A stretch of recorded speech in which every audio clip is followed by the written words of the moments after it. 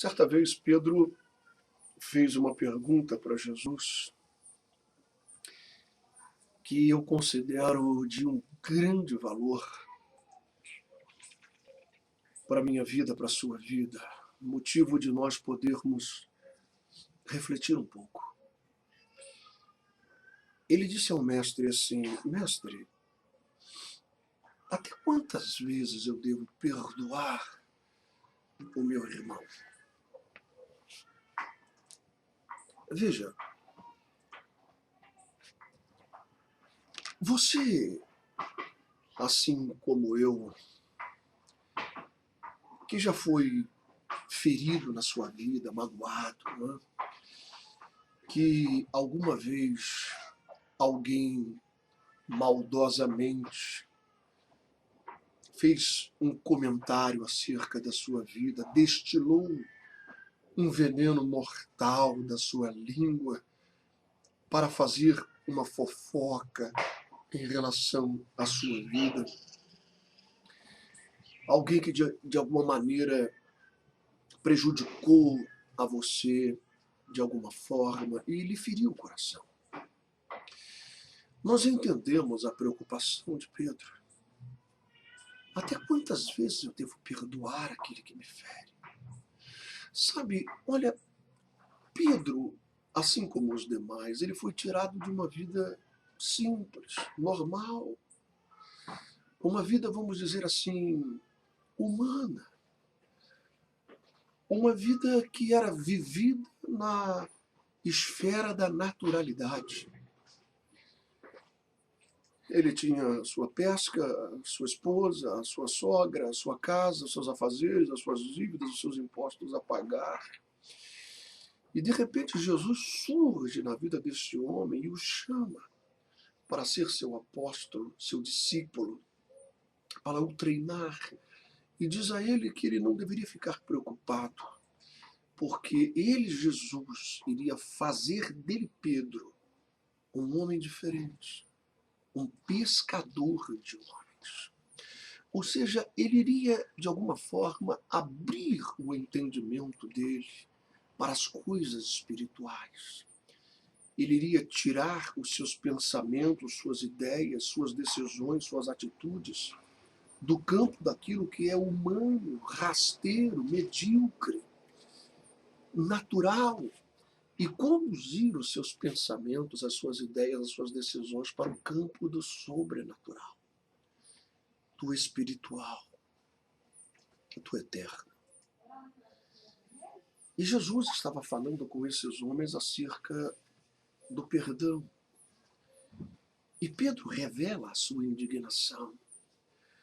E ele diz: até quantas vezes, Senhor? Eu quase que posso ver a fisionomia de Pedro ao perguntar isso para Jesus.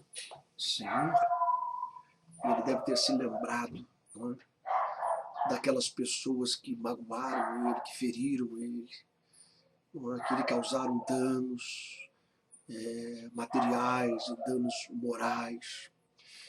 Ele deve ter se lembrado dessa maldade, dessa crueldade, dessa perversidade que muitas pessoas trazem no coração, não é verdade?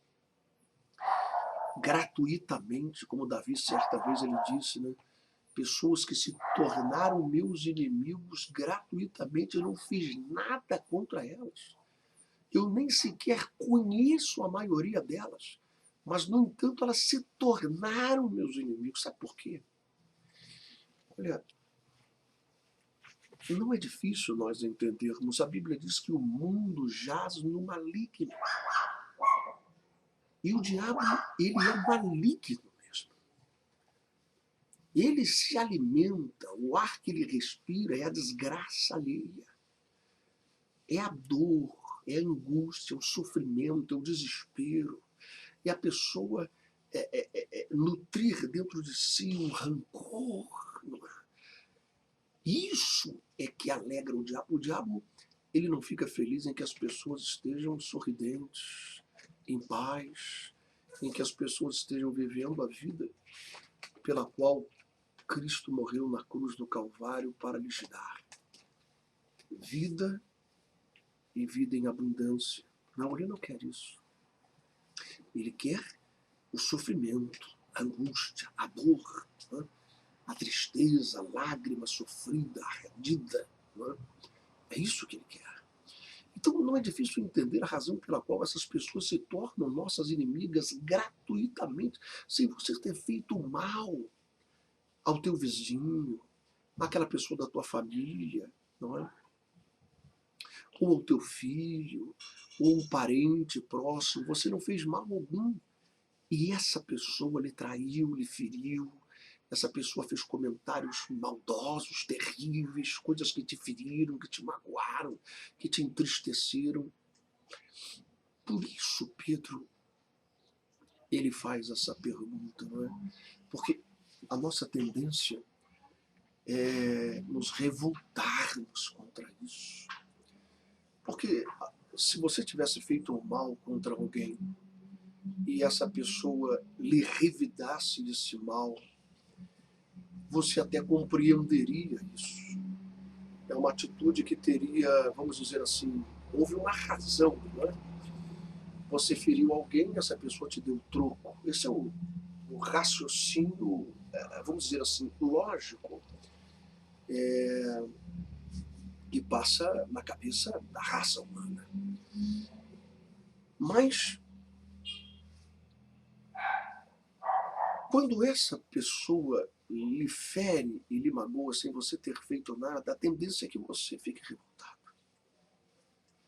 Deus, mas que maldade, eu nem conheço essa pessoa, nunca fiz mal algum a ela.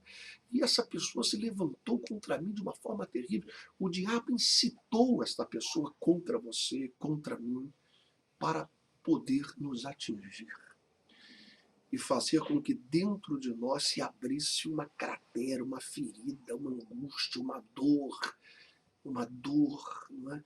Que nos fizesse viver aquilo que o diabo quer. Não é? Que nos fizesse... Tem pessoas que às vezes andam por essa vida anos e anos e anos, 30 anos, 20 anos, não é? Trazendo aquele ressentimento, aquela ferida, né? Essa pessoa, ela fez isso contra mim. Ela me prejudicou dessa forma. E isso acontece, nós sabemos disso. E Pedro pergunta para o mestre: Senhor, até 7 vezes eu devo perdoar? Ele já achou um absurdo isso. Mas como alguém que estava aprendendo, que estava sendo levado a raciocinar de uma forma diferente por ele, pela carne dele, pelos desejos dele, ele não perdoaria. Olha, era no máximo uma vez só. E isso porque ele estava sendo discípulo de Jesus, aprendendo novas coisas, senão ele não perdoava de jeito algum. Mas já que ele está sendo discípulo agora, está aprendendo sobre o amor, sobre a misericórdia, ele perdoaria uma vez. Mas como ele sabia que Jesus, em seus ensinamentos, usava muito o número 7 como o número da perfeição, o número da totalidade? Várias vezes Jesus menciona o número 7, né? E ele então considerou isso como um absurdo, mas que ele poderia alcançar isso se Deus desse graça. Até 7 vezes. É isso. 7 vezes eu tenho que perdoar aquele miserável, aquela pessoa que me feriu, que me traiu, que me magoou, que sem motivo algum ele destilou veneno da sua língua para todo lado e manchou a minha moral, manchou a minha vida. Até 7 vezes. E então Jesus, ele olha para Pedro com aquele seu olhar de misericórdia, não é? Aquele olhar de ternura que eu acredito que ele realmente tenha. Olhar de compaixão, né? Da vida de Pedro, da minha vida, da sua, porque tadinho de nós. Nós somos tão ignorantes, né? Nós queremos entrar no céu, queremos aprender, mas o nosso coração, a nossa mente, nós somos tão limitados.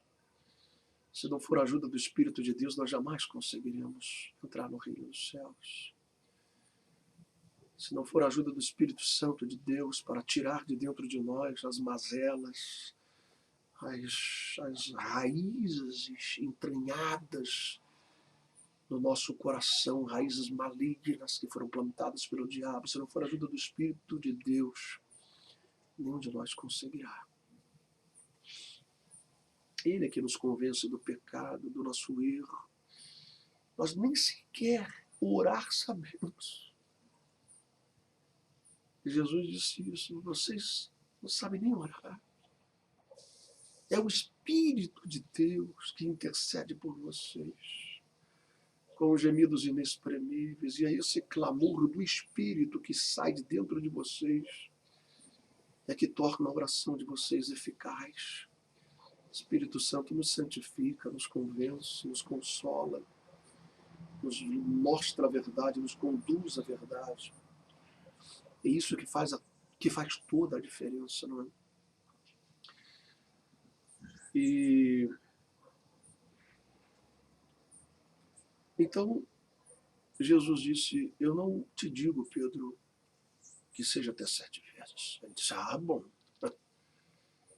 aleluia. Eu já estava indignado que aquele sujeito, aquele miserável, daquele pescador que me fez aquilo, roubou meus peixes, que foi lá na minha mulher e fez aquela intriga.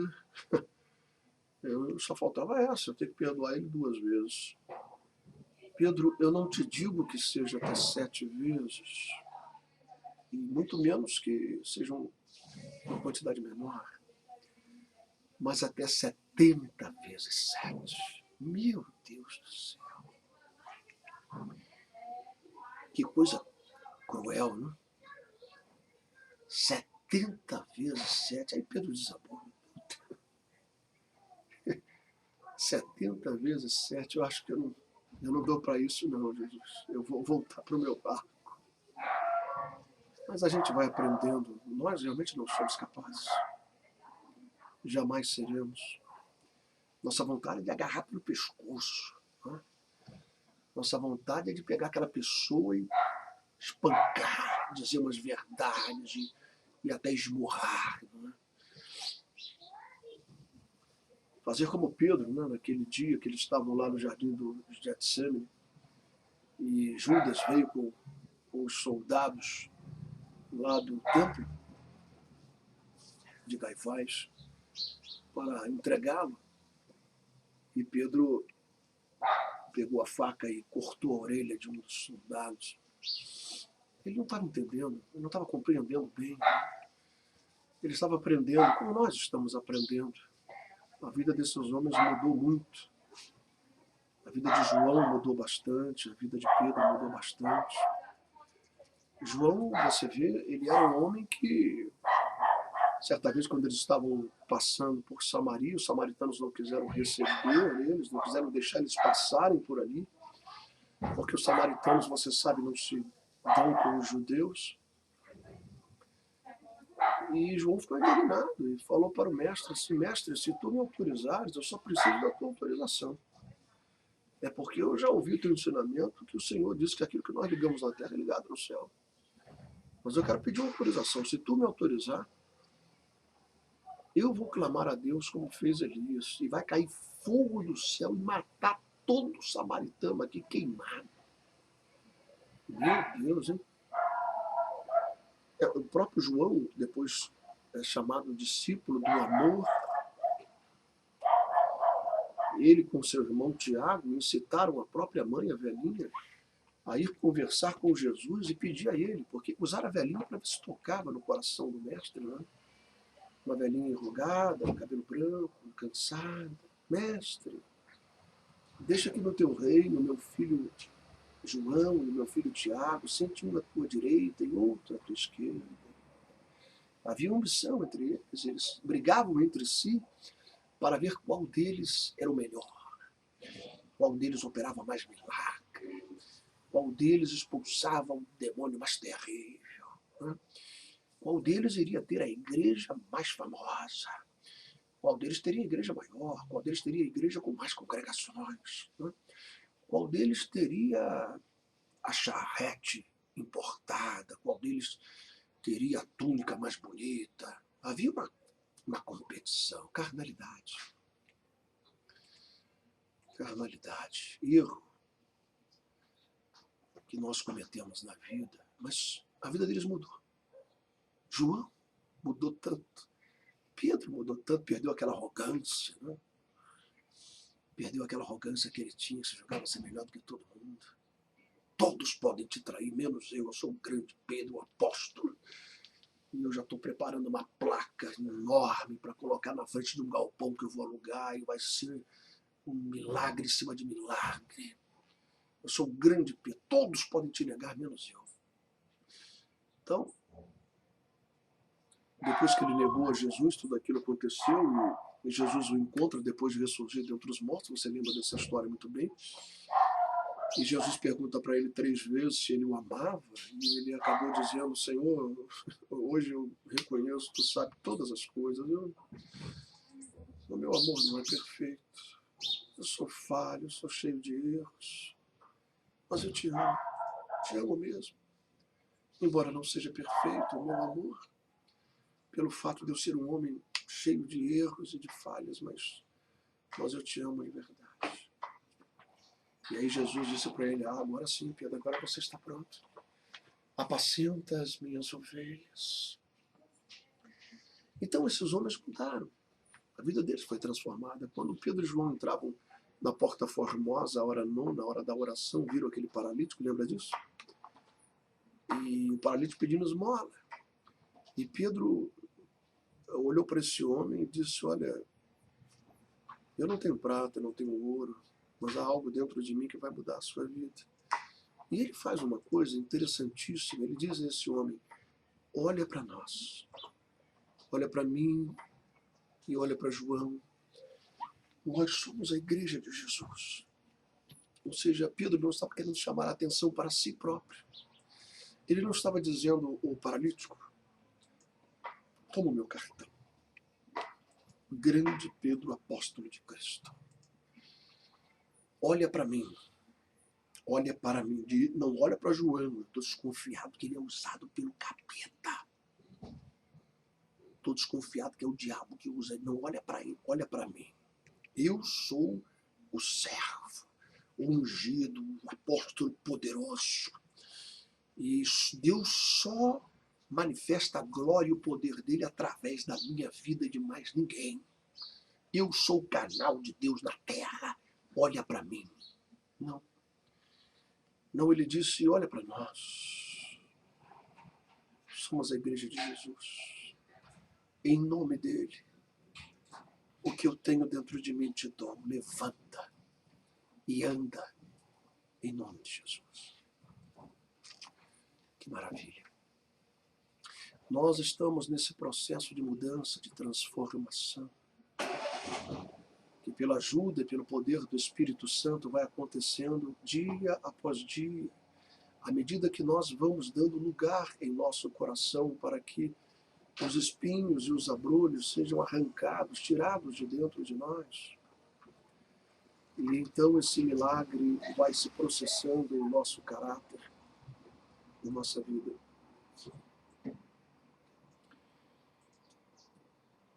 Nós temos que perdoar. Jesus continuou a falar com Pedro e com os demais, dizendo uma parábola, contando uma história. E ele diz que certo homem resolveu fechar as contas com os seus devedores. Havia um homem que lhe devia 10.000 talentos. Uma dívida grande. E aquele grande empresário chamou esse homem e disse: paga o que você está devendo. E ele disse: olha, eu não tenho condições de te pagar agora. E aí aquele homem pegou ele, pegou a mulher dele, pegou os filhos deles e mandou vender eles como escravos para que a dívida fosse saldada. E esse homem se prostrou e começou a chorar e pedir: tem misericórdia de mim, não faça isso comigo, pelo amor de Deus. Tem piedade, eu tudo te pagarei, me dá um tempo. E aquele homem que Jesus ilustra nessa história, movido de uma íntima compaixão, perdoa esse seu devedor de 10.000 talentos. Esse homem foi embora aliviado. e encontrou um conservo seu, um amigo dele, que também lhe devia, mas ele devia mixaria. Ele devia 100 dinheiros. E ele disse: você vai me pagar. Não, mas eu não tenho agora. Mas você vai me pagar. Não, mas eu não posso, eu não tenho dinheiro agora. Mas você vai me pagar. E ele foi cruel com esse homem, o prendeu, mandou prender. E quando aquele grande empresário soube disso, ficou indignado pela atitude dele e mandou chamá-lo e disse a ele: escuta, eu lhe perdoei uma dívida enorme. Você me devia 10.000 talentos. E eu soube que você foi cruel com o teu próximo, com o conservo teu. Ele devia só 100 dinheiros e você o mandou prender. Então agora você vai sofrer a consequência da tua atitude. E mandou prender ele e entregá-lo aos carcereiros. E Jesus então disse: presta bem atenção. Eu preciso prestar muita atenção nisso. Assim vos fará. Eu quero que você ouça bem isso, preste bem atenção. Porque isso é a palavra de Deus, é a palavra de Jesus. Assim vos fará o vosso Pai Celestial, se não perdoardes de todo o coração, de verdade mesmo, a quem lhes ofendeu. E agora? O que é que você acha disso? Eu acho que Pedro compreendeu aquilo. Nós precisamos realmente perdoar. É difícil. Mas o Espírito de Deus nos ajuda. Sabe por quê? Porque não adianta para mim dizer eu perdoo só para ficar livre, porque eu conheço o que a Bíblia diz sobre perdão. E aí eu preciso perdoar, então eu digo eu perdoo. Mas lá dentro fica aquele ódio. Lá dentro aquela mágoa. Lá dentro aquele câncer que corrói. Lá dentro aquela vontade de agarrar pelo pescoço e bater a cabeça na parede. Mas de boca para fora você diz: eu perdoo. Isso não vai adiantar. Não adianta para mim, não adianta para você, porque Jesus diz que tem que ser de todo o coração, você tem que perdoar. Aí você pode dizer: mas missionário, perdoar essa pessoa de coração. Não adianta ser só falar, mas de coração. Foi Jesus quem disse que se nós não perdoarmos de todo o coração, tirar para fora isso, arrancar. Não quero isso dentro de mim, não quero essa mágoa, não quero esse ressentimento, não quero corroer isso dentro de mim contra essa pessoa. Eu quero esquecer, tirar isso da minha vida. Essa é a atitude que nós precisamos ter. Porém, eu quero lembrar uma coisa muito importante. Jesus, com isso, não está querendo dizer que eu e você devemos ser tapete do diabo.